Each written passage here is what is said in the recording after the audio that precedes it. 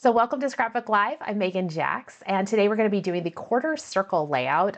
Sometimes I don't know what to call these things, and it makes it easy if I have a name, so I gave it the quarter circle layout. This one is from my personal vault. I shared it with my customers a few years ago when Happy Camper was one of our outdoor collections, and it was based on, or the idea came from a Pinterest something I saw on the Pinterest. It was a card, like a stamped greeting card maybe. And I just liked the look of it. So it's like, oh, we could totally do that with our custom cutting system circles and paper, and how fun would that be? So this is more of a statement page. It is going to take a little bit of patience and a lot of repo adhesive to put together. So the technique itself is not difficult. It's a lot of repeat cutting to make your circles. And then it all comes down to getting everything spaced on your page. So one of the things is when you go to all the effort to put those quarter circles on, I only have 2 photos on here simply because I want to make sure that design stands out. We just spent a lot of time putting all those things on there. We don't want to cover it all up with our photos. So just keep that in mind when you're doing this. This is going to be, like, for me, what I'm making right now is going to be a page for pictures of Kitty, because she deserves all the best. And that comes to all of those layouts. So if I'm cursing the layout, just know that there's plenty of days I'm cursing her, and maybe I will take pictures of her in her bite mode and put those on there so it can be like a double, like, yeah, looking at that layout, remembering the fun I had putting it together and the pictures of her just being a little nippy on my ankles. All right, I'm gonna switch over here to my overhead camera and we will get going.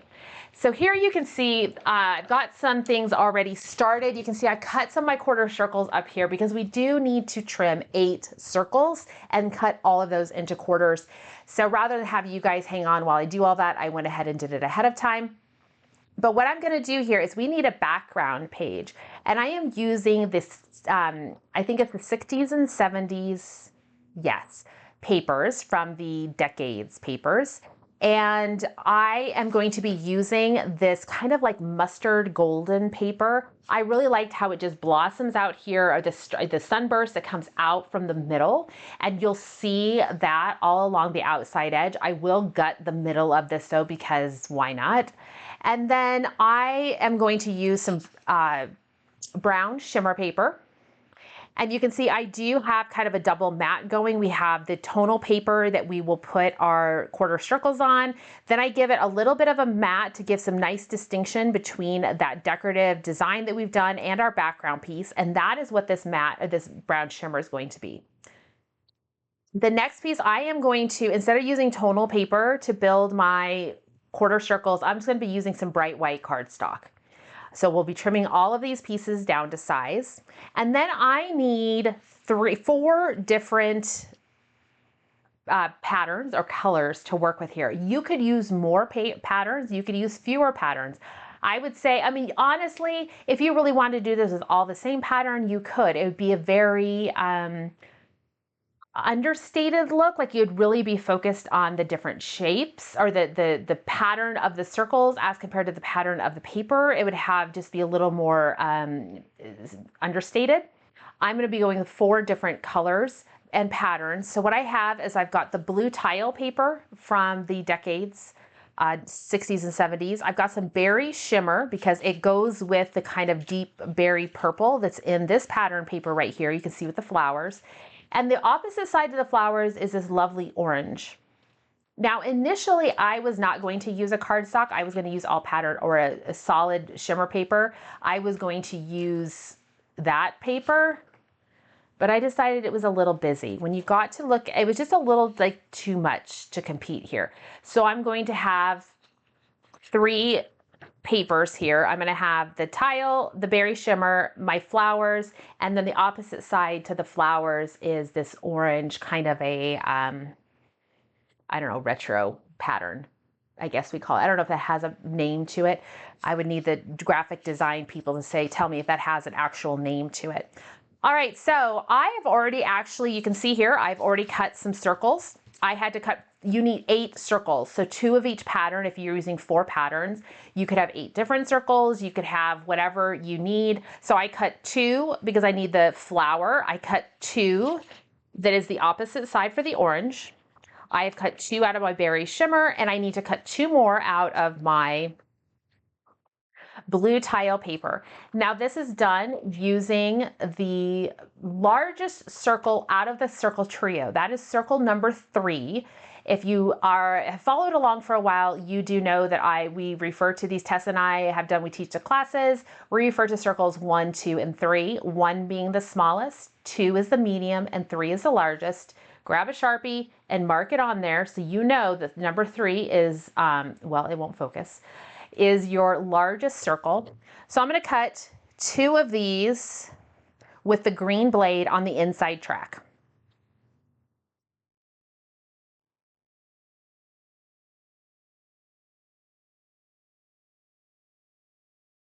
There we go. So I've got the 2 circles I need, and I'll set this paper to the side.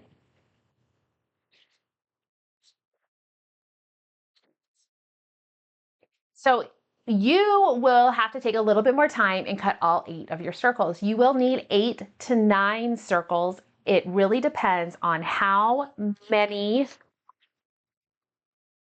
space you're trying to cover. For this, what I got here is I used 8 circles to cover those spaces. And then I did cut a large mat that kind of goes in the middle that covers up the empty space. We are not going to necessarily take the time to cover our entire tonal mat in the middle with our different papers, our different quarter circles. You could certainly do that if you wanted to have the most flexibility on how you put your photos on there, but I do encourage you, just to save yourself some, time and effort, it might be wise to kind of know how you want to do your photos, or give yourself that flexibility. I just could have 2 3.5 by 5s on there, and that's an easy size for me. Vertical, it could go horizontal if I wanted to, so I'll have some options there. After you have your circles cut, let's go ahead and cut these down to size, and then I'm going to come back to my background papers and get those all cut. I'm probably going a little out of order compared to my handout. Nope, my handout, we do cut all the circles first.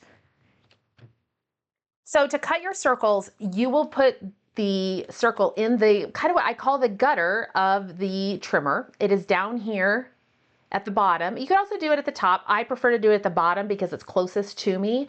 And you'll want to make sure that your edges of your circle are touching.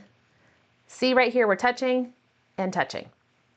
That's important. You want to make sure you're touching. And that's going to center your circle. That will actually work for any circle as long as it fits here in the gutter. Some of the smaller circles get to be a little too far down in here, and they can be a little bit more difficult to work with, but as we get larger, including the jumbo circle, making sure you just put it down here in the gutter, and then cutting will give you a half circle. We'll cut the circle in half for you. The other thing you want to pay attention to is your pattern of your paper. So you can see here, I do have a little bit of a pattern going on with the blue tile. So what I'm going to do is I'm just going to go ahead and rotate this until I like how my pattern sits. I'll be cutting this in half. And I'll go ahead, and once I like how everything is, I'm going to double check that I am touching both sides of the gutter, and I'll cut. And you should have 2 half circles. They're both the same size. Next, you need to cut these in half to get your quarter circles, your 2 halves in half each to get your quarter circle. To do that, we're going to actually use a measurement we hardly ever use, except for maybe you Canadians, Australians, and everybody else who doesn't live in the United States. We're going to use centimeters. Did you know we have centimeters down here at the bottom? There's the 4 centimeter right there. We're going to line our paper up with the 4 centimeter. It should be 4 on the other side, right there, roughly right there, centered, and then cut. And you'll just do that on all your pieces. So you rely on the gutter of your trimmer to be able to cut your circle in half. To cut those half pieces in half, you come over to that 4 centimeter mark. So I'm going to cut my last circle here, and then I will have all my pieces cut. As I mentioned, you can kind of see them up there. I already have quite a few of them cut because putting this together could take, I do not have a pre-baked or pre-made mat with all of my quarter circles on there. We're going to have to kind of labor through that together. Keeping it real here today. But I did want to make sure we go ahead and have these quarter circles all cut up so that I'm not having to do that process. We can take more time to get them all put on the layout. So keep your trimmer close by. We're going to go ahead and cut our papers. And the first paper that we're going to focus on cutting is actually going to be the piece of paper that we're going to mount all of our quarter circles to. So for me, that is going to be the white, the bright white cardstock. So I'm going to trim this to 10 1/4 square. So come over here to 10 1/4 and trim.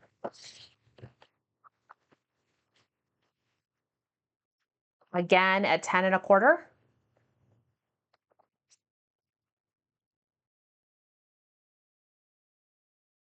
So there's our piece.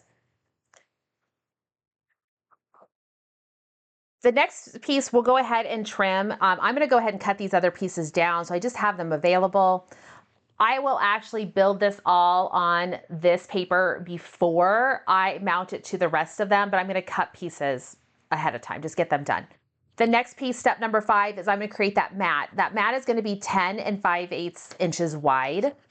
So just bringing out that 5/8, which is 1/8 of an inch further past the half mark. So not quite to 10 3/4, but 10 5/8.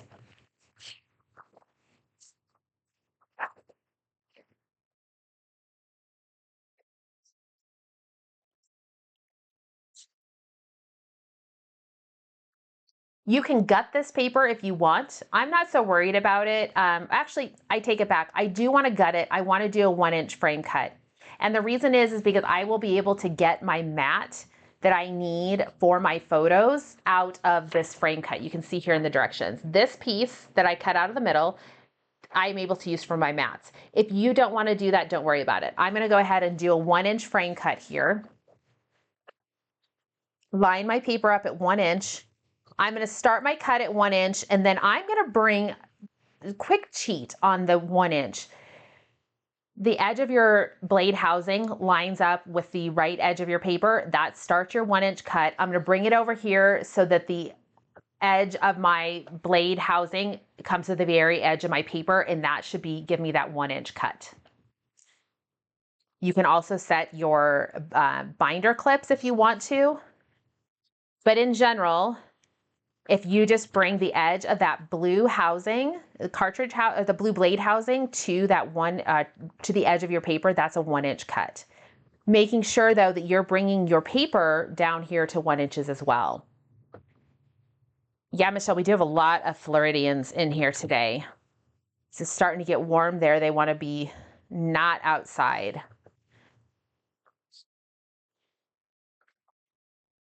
Midday in the south and southeast, southwest, those are definitely scrapbooking hours for those of us that are, or for those that are retired, off work for the day, that type of a thing. Here we go. There's my frame. I'm going to set this to the side, and this will be used for my mat. I'm going to set those pieces to the side. This piece here is my background piece. While we're in the frame cutting mood, I'm going to go ahead and cut a frame cut. I'm just going to set my paper on here. I just want to double check where I need to, how wide my frame needs to be. Grab my ruler, bring this over, and it looks like if I do a 1.5 inch frame, I should be good. So I'm going to do a 1.5 inch frame cut. So I'm going to start my blade at 1.5 and bring it over to 10.5. I'm lined up at 1.5 on my trimmer along that straight edge. I'm always bringing my paper tight over to the logo side of the trimmer. How many of you feel pretty comfortable doing these frame cuts at this point? Is this something that you feel you're able to do? Do you do it a lot outside of classes, or when you're told to do it? Do you find yourself doing that when you're just working on your own layouts? Saves paper, saves bulk. I mean, look at this. Now I've got this beautiful thing that I can do something with. This should be 9 inches, and I've got some stripes on the back. So I'll definitely take that. All right, so there's my other frame cut that will go with my other piece. what's going to happen is my white piece here is actually going to give stability to the whole kit and caboodle. The other thing I could do is take maybe the cover sheet, that thinner white paper that has all the different patterns of paper from the paper pack. I could also build it on top of that if I wanted to. But I would much rather make sure I have the wise use of my tonal design, or my designer paper. Okay, so now we're back here to our piece of paper. This is our mat. This is our tonal piece that we're going to be putting all of our quarter circles on. So what I want you to do with this piece of paper is I want you to grab a little bit of repo adhesive, and we're going to actually go ahead and put repo adhesive on the back of this and mount it to our 13 by 13 mat, because we will actually need to use our 6-inch marks here to get this all to work and line up well for us. Now to center it, because remember, this is like 10 and not a fun number. It was 10 1/4. Is that what I put on here? 10 1/4 inch.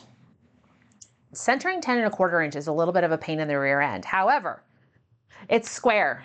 It's lovely when we have square, because what I want you to do is I want you to find that angled line that comes in from the corner and put each corner on that line. And that will center your square on your cutting mat. Anytime you have a square and you need it centered because you want to be able to use your 6-inch marks as center, that is the easiest way to do it. Just find your find those corner, the 45-degree angle lines. And oh my goodness, repo adhesive. Using that repo adhesive, it's just going to go ahead, put this on here. I don't have to worry about it sliding around as I'm trying to get these papers, these things on here. Now, the fun part of this is I do encourage you to do a little bit of dry fitting, which means just putting your pieces on without using any repo or any adhesive at all. And that's just going to help you work and get your patterns spread around so you kind of know where things go. So I have a little bit of a cheat guide here because I do have the patterns already placed on the handout. I do know that there is a mistake on how I placed one of my shapes, but you know, that could be fixed. So one of the easy things that I could do is I used 4 different papers in here. I could assign each one of my colors a corresponding color on my guide here. So if I wanted to say that my orange mimics my red, kind of that rusty red, I could say, well, just follow my guide or follow my handout. And I can just put these on as so forth. And I'm just going to space them out based on this.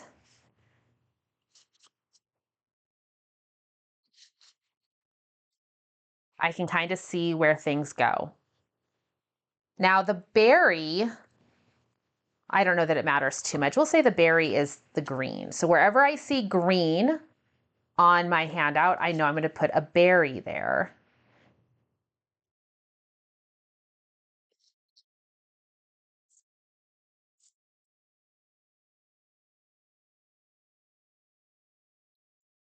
And you just work them in.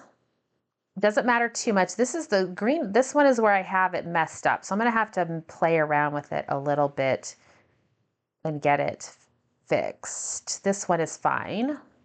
It was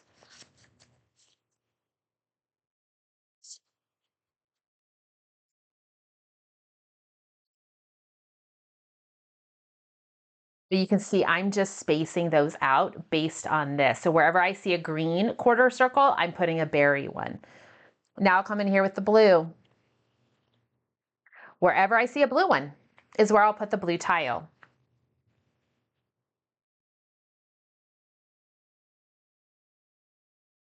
And this is just kind of giving me, I feel like maybe I have to play around with these shapes because I feel like I made a mistake.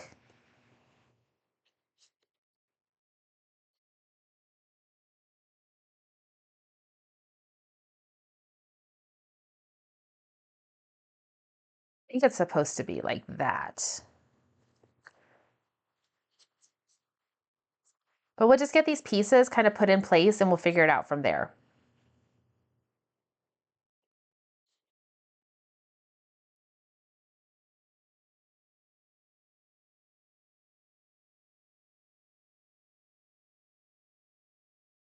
So if you kind of assign your colors the same that I'm doing here, if using 4 different colors, just assign each one of your 4 colors, you can kind of go from there. So Anne's looking for the instructions sheet. You can go to my blog, megganjacks.com, is Meggan with 2 G's, and click on Scrapbook Live, and it'll be the first article there. If you're watching this on Facebook right now, you can go up to the description for the video, and you should be able to click the link. And you can also go to, or later on YouTube, it'll be in the description of the video itself. I'm not sure if I try to, nope, that didn't work. Sometimes I have it as in my copy paste, and it will just let me paste it right in, but it's not going to be cooperative.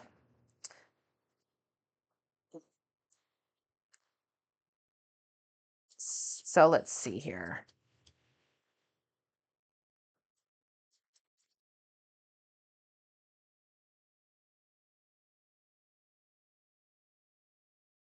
Yep.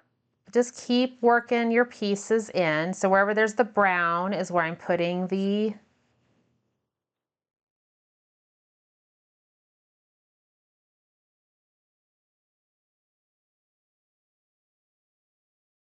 I think it's going to look something about like this. This is all kind of going to get covered up. You can see on my handout where I'm looking to see where I've got pieces. I maybe would need a berry one right here. Would maybe be good to have. But this should be good. The biggest thing is I've got to figure out how these go in here, and it's just a little bit wonky.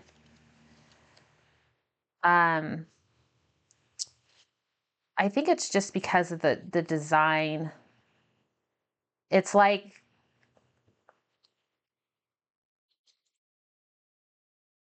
I don't know.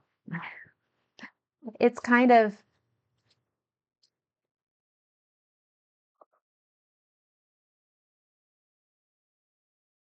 I'm having a moment, and like that pressure on camera is sometimes hard for me to like think like, how am I doing that? Why does this not make sense to me? Things are supposed to rotate through. So if this one is sitting here like this, and then this rotates, it should go like this. And then this one like this.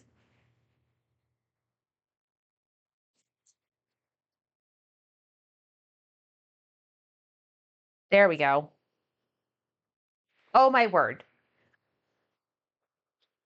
They could be all, they shouldn't, these are kind of going this direction for that way. And then this paper pattern is supposed to look like this, almost like it's a pinwheel. And that's where I was struggling a little bit to make this be kind of like the pinwheel situation. So this one's going to sit like this, and then this one sits like that. That's how this pattern is supposed to work. I didn't have it good on my layout, but you can see I've got like a pinwheel pattern and like a closed thing there. So that's what we're going for, is that overall pattern. So this paper should sit here like such. And this one goes in like that.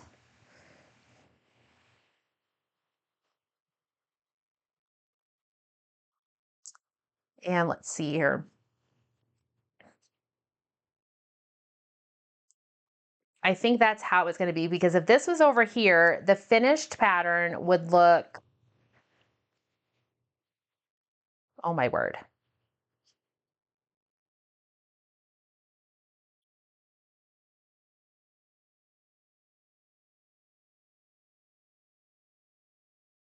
If I were to put like all my pieces on, and then I have the leftover pieces here. So we could finish out where we don't have the center. So you do have enough to be able to put everything in there.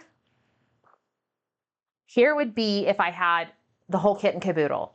If you wanted to come in with like one center thing, you'd be able to do it. But now after you've gotten everything on here and you're looking at it from above, I like my overall spacing. It's pretty good.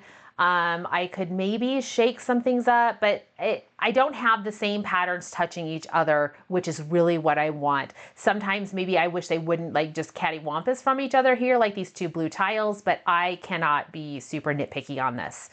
So Now that it's time to start putting things together, really what we're gonna do is we're gonna focus on where our center points are. So we know we have a 6-inch center and we have a 6-inch center horizontal and a 6-inch center vertical.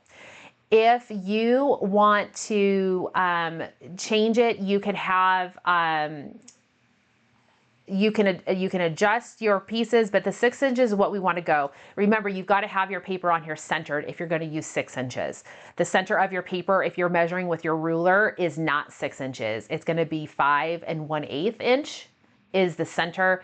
But since we've got this centered on our 13 by 13 cutting mat that's 12 inches, we can use the 6-inch mark.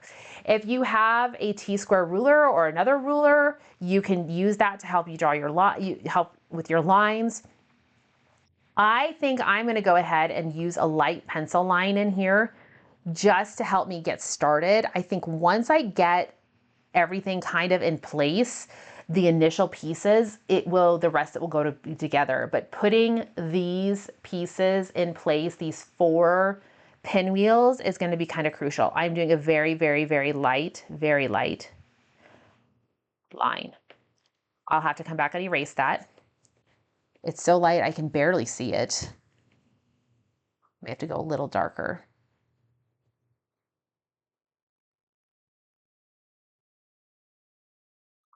And my sample layout, I was able to use a grid paper, and so that worked.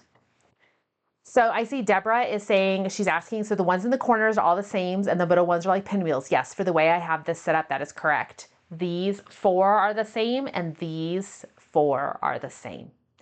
So you could make them all, if you wanted all of them to be pinwheels, you could do that. I could have made them all kind of this, this pattern like the corners are. You just kind of make it work for you. So I'm going to go ahead and start using some repo adhesive on here and putting these things in place. And I'm going to come off about 1/8 of an inch, I think, from the bottom. And I'm not on, yes, I want to be on the 6-inch line. The first piece I'm putting on here has a straight edge. That straight edge needs to be on the 6-inch line right down here. This piece that's above it is also going to be on the 6-inch line, and it's going to touch the corner.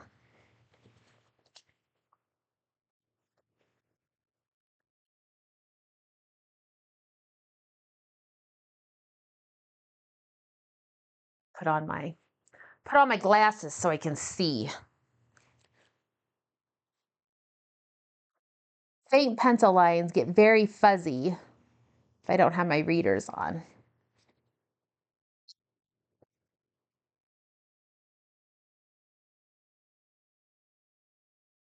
Pinwheel ones will touch in the corners, in the middle. These 4 square ones on the outside, these 4 where we have them in the corners, they will touch in the middle. And what I'm looking for here is I'm looking for to see how my spacing is going to look.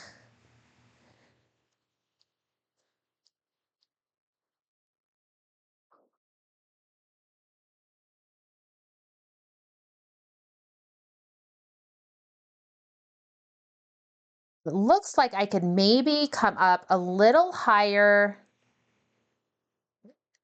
than that 1/8 of an inch.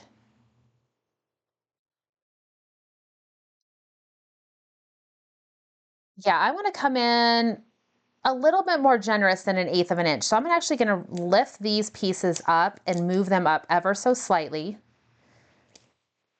This is why, working with that repo adhesive is so important. And really, once I get these first pieces in place, everything else should go together pretty quickly.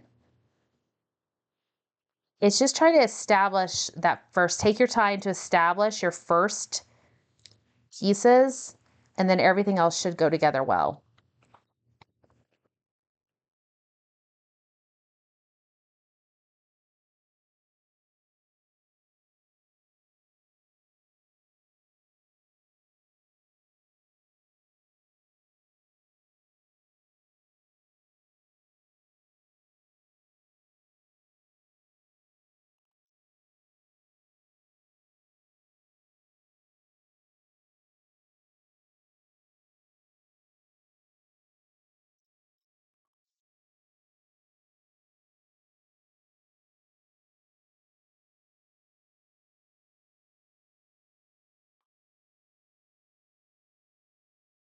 I'm going to grab my T-square to make sure I keep a nice straight line across the top.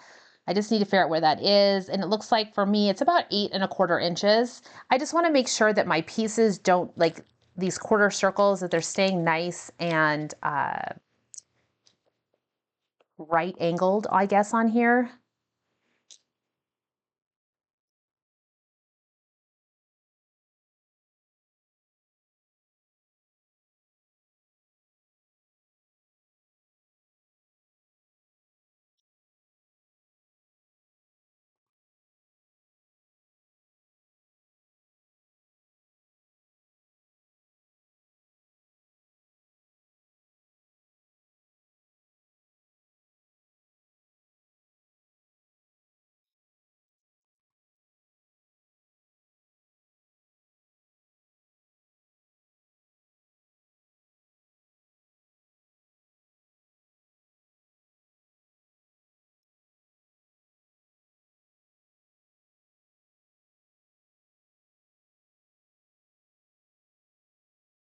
And there'll be a little fidgeting that you have to do as you get the pieces to put in place.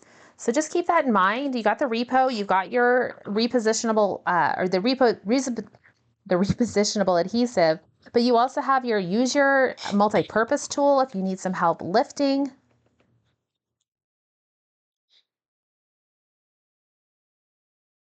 I'm working across the bottom.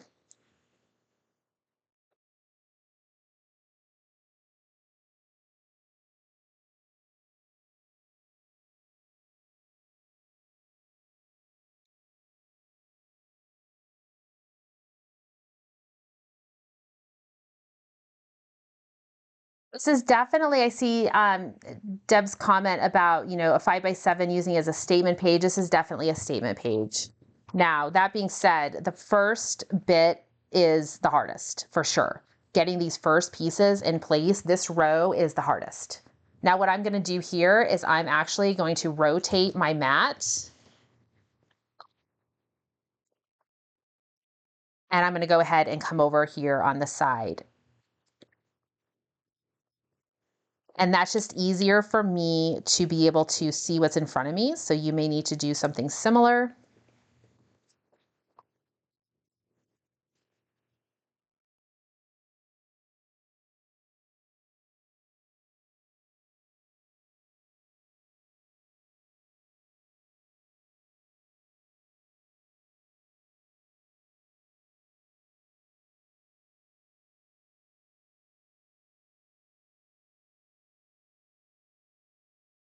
Just double checking.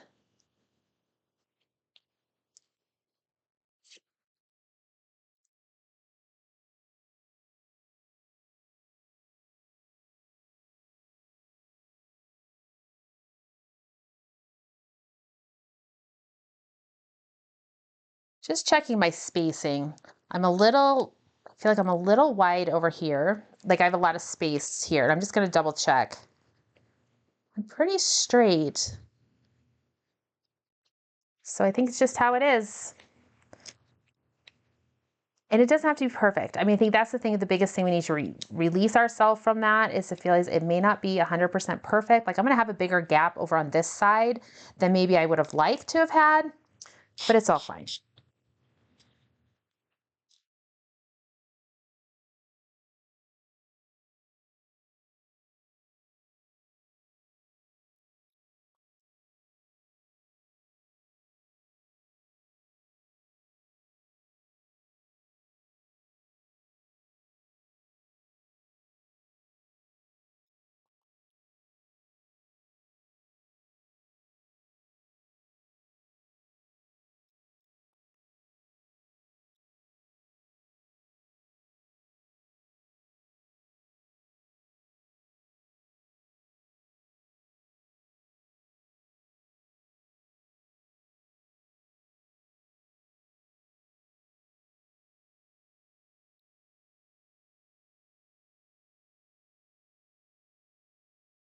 Just keep working, putting those in place.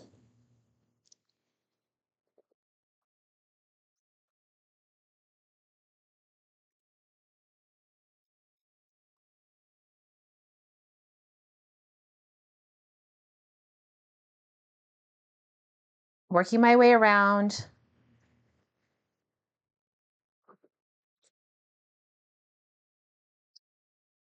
Oh, I made a mistake here. This one was not supposed to be, this one was supposed to be the flowers. So easy enough because that's just the reverse side. It's like, wait a minute, something doesn't look right.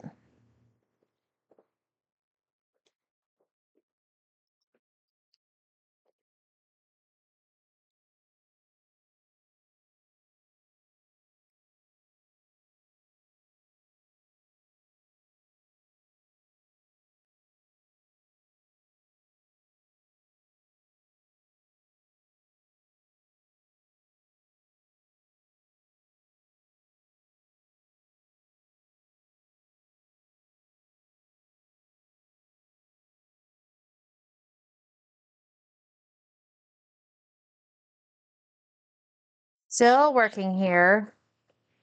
Almost done. I just have 2 more to do. I guess 3 more. So it does take some time.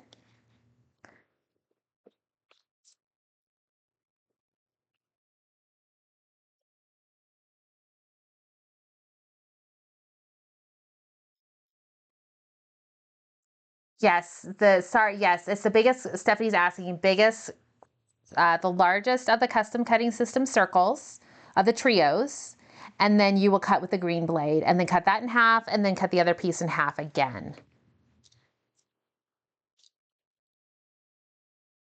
Sorry, just grooving here, trying to get these pieces into place.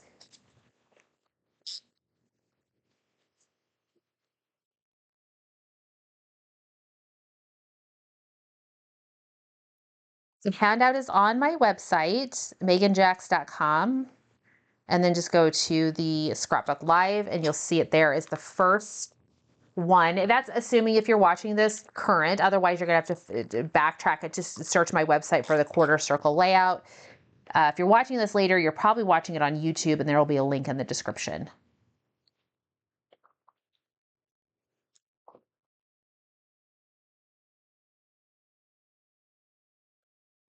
Grab my T-square ruler, double check this because I can tell this particular piece is off. And I'm not looking for perfection. That is not going to be possible. I can tell you that much. But I can try as much as possible to be, you know, within a certain reason.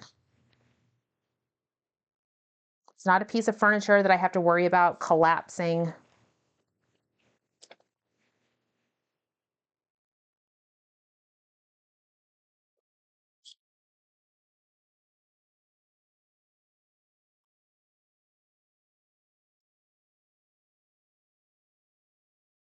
Couple more.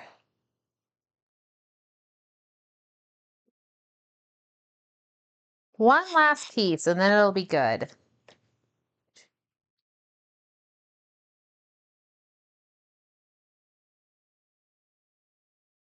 Okay, we're all set. All set here. I do have a couple little areas where I see corners are sticking up and I'm just gonna lift that, add in some repo adhesive and put those down.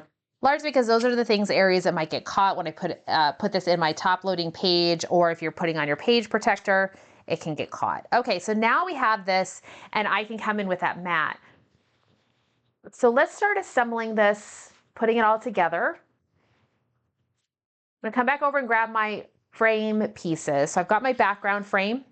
I need to lift this off of here. I'm gonna go ahead and remove that adhesive off the back side. I will also remove it from my mat.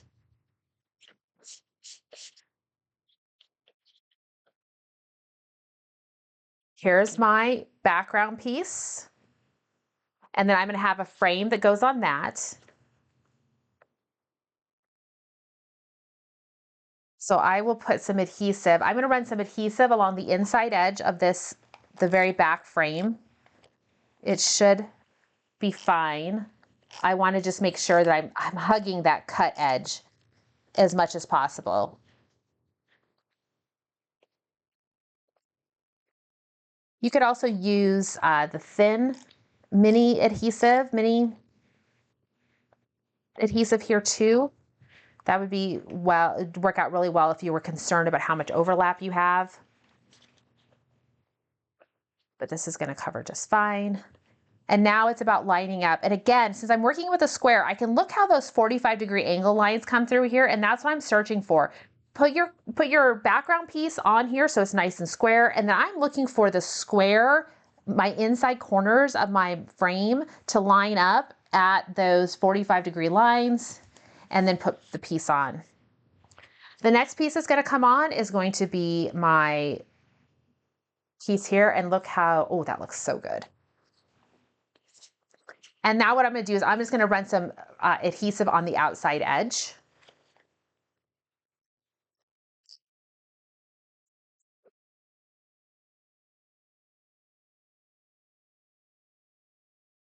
Kitty is going to have the best pages. It's kind of fun to do these statement pages for her. Probably need to get another cat just so I have not just an album full of one cat, though it does have our two previous cats in there. Okay, so there we go.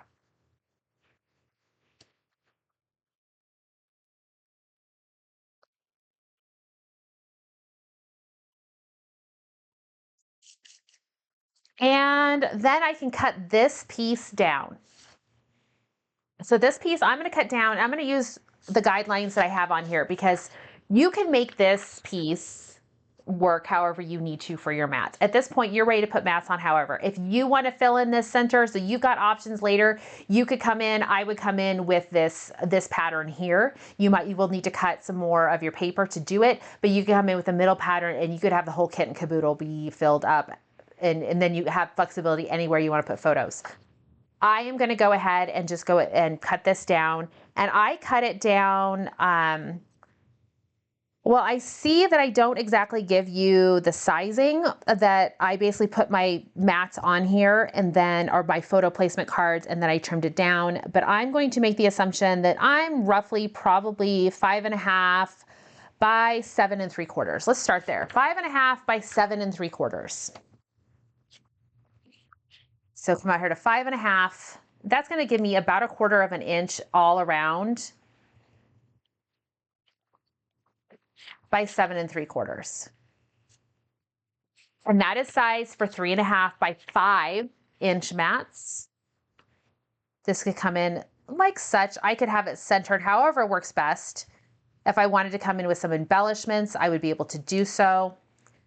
I have 3.5 by 5-inch, 3.5 by 5.5-inch. Let me just chop these down. It's not going to say the right size on these. And these are ones I made myself. I was messing around with a little bit of that because so I'm going to bring these down to 3.5 by 5s.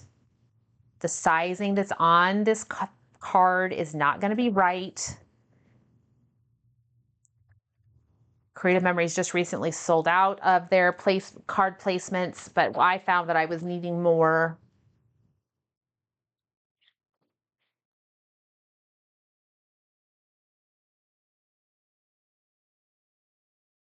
Come in like such. And then of course I would be able to come in with any of the stickers that go, this particular set only has stickers that go with it. I was thinking of going with something like Hello Sunshine, and just, putting it on however works best, figuring it out. Probably once I put my photos on here, I would make that determination. So I've got to go ahead. I actually think I need to take some more pictures of Kitty. I probably need to try a little harder on some of them. I've had some snapshots that are just not quite, they're nice, but they're just kind of lazy, I guess. You ever get that where you're just kind of lazy with your pictures? And I think if I just tried a little harder, I could maybe get something a little bit more fun, pictures of her. We just got some yard work done, have new sod, a new lawn in our backyard. I probably need to go ahead and put her in her harness and take her outside. Maybe a cooler morning. Of course, I'm not going to take her out in the heat of the day, maybe early in the morning or later in the evening. So that we can get some outdoor pictures. I think she probably needs to go outside and realize how hot it is so she can get an idea, like, wait a minute, I don't really want to go outside. She does try to dart out the front door every once in a while. Not so much out the back door. The back door, she doesn't seem to think that that's great, but the front door, she is hot to trot. She says, I got to go out there. I don't know what's out the front door that she feels like she needs to do, but the front door, she wants to go out. The back door, she's more hesitant about. So thanks you guys for joining me for Scrapbook Live today. Hopefully this was a fun layout. I love how this came together. I love the patterns of this and the colors. Those are right up my alley. It's fun to use kind of some of that flower paper that I don't normally use, but when it comes to Kitty, I get a little more flexibility in what I get to use, the pinks and the flowers that don't necessarily work their way into my everyday scrapbooking. So, and then Kate is saying that she loves us with the busier papers. You know, it does work well for the busy paper simply because we're taking it down to bite-sized pieces. So if you're working with your patterns, you're trying to make things work, grab solids, grab shimmer. You know, you're doing some fun here. Like, I don't want to use this regular cardstock. Grab some shimmer. Shimmer is beautiful in there. And we've got such a nice variety of shimmers, especially if you've collected them through the various shimmer buffets that Creative Memories has had. That's a lot of fun too. All right, so that's what I've got for you guys for Scrapbook Live this week. I will be back next week on Wednesday again. I will be putting together my May monthly layout. I don't know what it's going to be in terms of the design, but I will be working with the Noteworthy collection again and the various tools that came, I don't know, whatever goes with the month, right? Just kind of something fun. All right, everyone, thanks for joining me. I will have this recording up here in a couple hours. If you need to watch it later on YouTube to catch the whole thing, or you wanted to be able to pause, go back and listen to something again, that's great. A quick shout out and a huge thank you. If you guys didn't already see, I am participating in the longest day Memories Matter creative, an advisor, Nicole So, put together a bunch of 15 of us designers to come up with a layout. And we are going to have this all together as one big guide, layout guide, that is part of the Alzheimer's fundraiser for the longest day. So if you have any interest in learning more about that, you can go to my Facebook page. If you're watching this on YouTube later, there'll be a link in the description below. But you can make a donation directly to the Alzheimer's Association, a minimum of a $35 donation. You are welcome to donate above that amount if you want, but a $35 minimum donation. You can do it under my team. You can do it under the general Creative Memories team that will be available, linked there as well. And then you will get access to this 15 different designs. There'll be 15 videos. There's a special Facebook group for it. It's pretty fantastic. We've raised a ton of money so far. And we all know as scrapbookers how much memories matter. And so it's a pretty fantastic way to give back to a cause that truly ties in so intricately with our mission as scrapbookers to preserve those memories, but to help support people who are unfortunately losing theirs and dealing with Alzheimer's and dementia. So thanks so much again for joining me. I will let you guys go. And if you have questions about anything, please reach out to me. We'll see you all next week. Thanks so much.